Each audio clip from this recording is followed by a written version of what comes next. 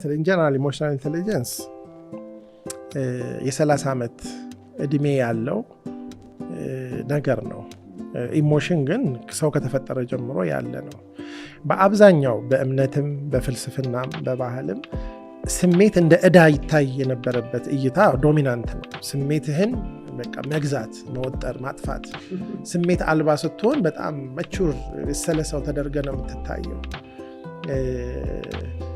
ከዚህ የተነሳ ሪዝንህ ወይም ደግሞ የራሽናላይዝ የማድረግ የማሰብ አቅምህን እንቅፋት ይሆናል ስሜት። ስለዚህ ስሜትህን ወደዛ አድርገህ ሪዝንህ ይደግ ነው። ሪዝን ትልቅ ስራ አለው። በሱ ነው የምናስበው፣ በአመክንዮ የምናውጠነጥንበት፣ ነገሮችን የምንተነትነው በሱ ነው። ግን ወደ ልጆች ዓለም ስትሄድ ሪዝናቸው ገና ባልነቃበት ባልሰለጠነበት ጊዜ በስሜት በጣም ልጆቹ በጣም ባለጠጋ ናቸው። ፍቅር ያውቃሉ፣ ቅናት ያውቃሉ፣ ቁጣ ያውቃሉ፣ ፍርሃት ያውቃሉ። ማን አስተማራቸው ስትል ለመኖር ኢሴንሻል ከሆኑ ነገሮች አንዱ ስሜት ነው። እንስሳት ዓለም ብትሄድ በጣም ስሜት አለ።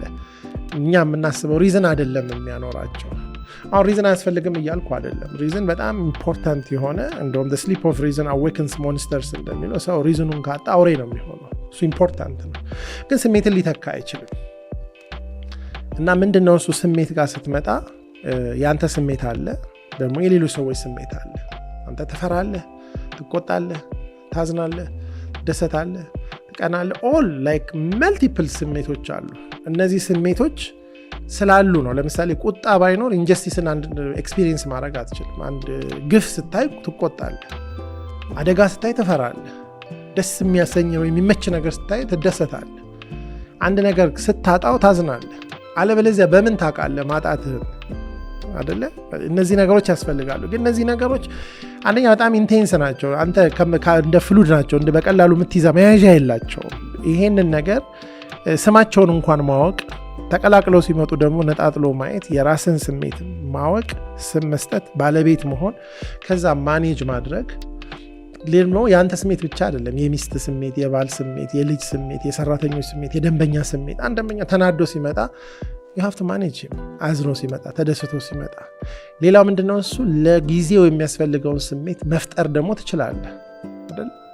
ሰራተኞች በአንድ አደጋ ምክንያት አዝነው መስሪያ ቤቱን አዘጋል፣ ደግሞ እያለቀሳችሁ ስሩ አትልም።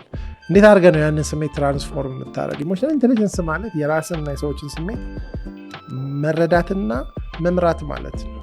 ይሄ ስኪል ነው። አሁን ዊ ኖ ነው ይሄንን ነገር 95 ላይ ዳንኤል ጎልማን ያንን መጽሐፍ ካወጣ በኋላ በእርግጥ ከዛ በፊት 90 ላይ የየል ዩኒቨርሲቲ 2 ፕሮፌሰሮች ኢሞሽናል ኢንተለጀንስ ላይ አርቲክል ጽፈው ግን ብዙ ሰው አላነበበውም። ፕሮፌሽናል ጆርናል ግን ዳንኤል ጎልማን ጋዜጠኛም ጆርናሊስትም ስለሆነ በሰው ቋንቋ ጻፈው። አሁን ብዙ ዩኒቨርሲቲዎች ሴንተር ፎር ኢሞሽናል ኢንተለጀንስ አለ፣ ብዙ ቦታ ብዙ ትሬኒንግ ላይ አለ። ይሄ ነገር ዘመናት ያስቆጠረ ቢኖርም እንደ ብዙ ጥሩ ነገሮች አጠገባችን ሆነን ያላየነው ያልተጠቀምንበት ነው። እና አሁን ሁሉም ነገር ሊሆን አይችልም ኢሞሽናል ኢንተለጀንስ። ከዛ በኋላ ሶሻል ኢንተለጀንስ ተብሎ የማህበራዊ እንትን፣ ፊዚካል ኢንተለጀንስ፣ ስፒሪቹዋል ኢንተለጀንስ፣ ሞራል ኢንተለጀንስ ብላ ብላ ወደ 10 ደረጃ አድርሰውታል። ከዛ በፊት ማን ነው ኢንተለጀንስ የሚባለው? አይኪው ኮግኒቲቭ ኢንተለጀንስ ማለት ነው። እሱ ማቴማቲካል የሂሳብ የቀመር የአናሊቲካል የትንተናና የነገሮችን የመረዳት የቋንቋ እውቀትን ነው ሰብስቦ የሚገመግመው።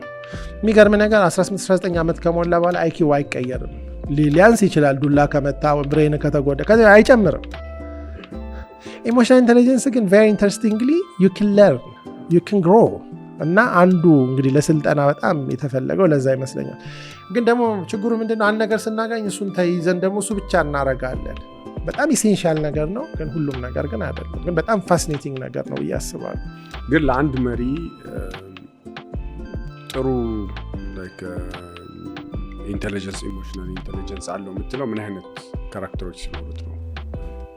ኢንጀነራል ምን መሰለህ፣ አንደኛ ራሱን በተመለከተ ራሱን መግዛት፣ ራሱን መምራት፣ በስሜቱ የሚመራ ሳይሆን ስሜቱን ተጠቅሞ የሚፈልገውን ነገር አቺቭ ማድረግ። ለምሳሌ መቆጣት የሚችል ግን በቁጣው ማያጠፋ፣ ቁጣው ኮንስትራክቲቭ የሆነ ለእርምት ለፍትህ ቁጣውን በትክክል መጠቀም የሚችል፣ ሀዘኑን በትክክል መግለጽ የሚችል፣ በሀዘኑ ምክንያት ስራም ህይወት ማቆም ሀዘን ከቁጥጥር ውጭ የማይሆንበት ደስታውም እንደዛው። ስለዚህ ስሜትን ፉሊ ኤክስፒሪየንስ የሚያደርግና በስሜቱ ግን አቺቭ የሚያደርግ ከሰዎች ጋር መኖር የሚችል ከዛ በላይ ግን የሌሎችን ስሜት ተረድቶ ሪስፖንድ የሚያደርግ ለምሳሌ ያዘነ ሰው አይቶ ያንን አድሬስ ማድረግ የሚችል፣ የተናደደ ሰው አይቶ ያንን ማኔጅ ማድረግ የሚችል፣ የፈራን ሰው አይቶ ፍርሃቱን ሃንድል አድርጎ ከፍርሃቱ።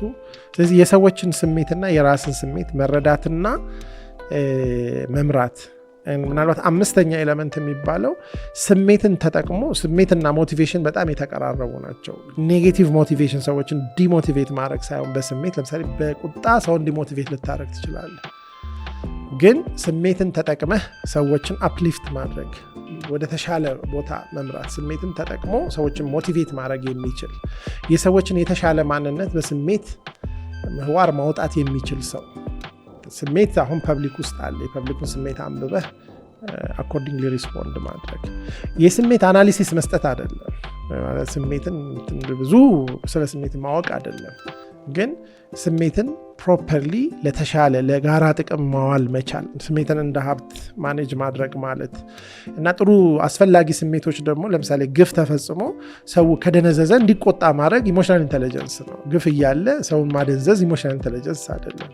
ሀዘን ባለበት ቦታ ሰዎች እንዲያለቅሱ አሁን ለምሳሌ ሙሾ አውራጅ የሚባሉ ሰዎች አሉ። አንዳንድ ባድ ፕራክቲሶች ቢኖሩም ሀይል ኢሞሽናል ኢንተለጀንት ናቸው። ሁሉንም ሰው ያስለቅሱና ሰው ሀዘኑን ፕሮሰስ እንዲያደርግ ያደርጋሉ። ያ በጣም ኢንተለጀንስ የሚጠይቅ ሙያ፣ ለዚህ ነው የሚከፈላቸው። ሰርግ ላይ ደግሞ ስትሄድ የምትፈልገው ሙሾ አውራጃ የሚያሳዝኑ ሰዎች አይደሉ፣ የሚያስደስቱ ሰዎች አሉ። ግጥም እየገጠሙ አንተን አፕሊፍት እያደረግ የዕለቱ ጌታ አንተን ያደርገዋል። ኮሜዲያንስ ኢሞሽናል ኢንተለጀንት ናቸው። አንተ ላይ ቀልደው አያስከፉም። በራሳቸው እየቀለዱ አንተን የበላይ እንዲሰማ በማድረግ this is what emotional intelligence በጣም ብዙ አፕሊኬሽን አለው። አሁን የምናየው